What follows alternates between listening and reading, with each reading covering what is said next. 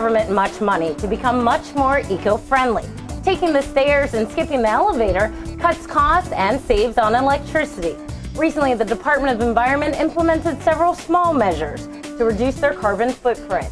You too can go green, one step at a time.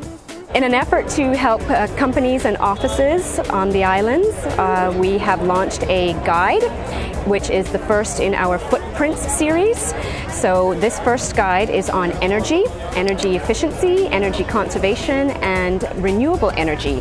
And all of those three things that can take place in an office or a business environment to reduce what we call the carbon footprint. This first Footprint series will focus on energy and have a lot of suggestions and things that people can do in their offices, but also they can transfer those suggestions to their homes. Actually really easy things to do, and it is difficult to get the motivation, and it sort of demands a lot of communication within the department as well.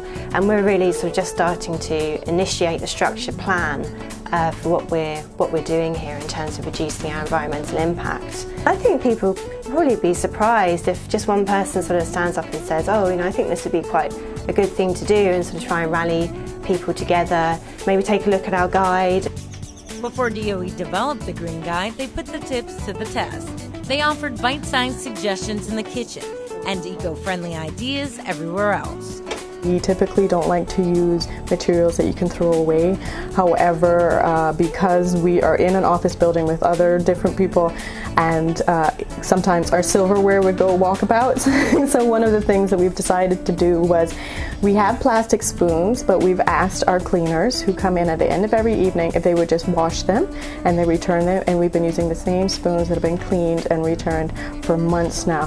Whenever we do get coffee from coffee houses like Cafe Del Sol, we'll use their cardboard trays and then we'll save them and return them so that they can use them again. One of the things that we would encourage people to do, especially if you go to a coffee house regularly, is take your own mug. We put these stickers on the light switches around the department just to try and remind people to turn off the lights when they're not in use. So sort of in every room and in the hallways, especially at the end of the day as well. So the last person to leave, sort of asking them, please turn off all the lights, make sure everything's shut off. So we've installed 2 rain barrels downstairs around our workshop facility. So basically redirected the guttering down into the rain barrels, so we collect rainwater and then we use that to water the plants around the department. They're really easy to put together. It's basically just an old sort of plastic bin that we've put in a sort of wooden casing. To help save the planet, they're saving paper.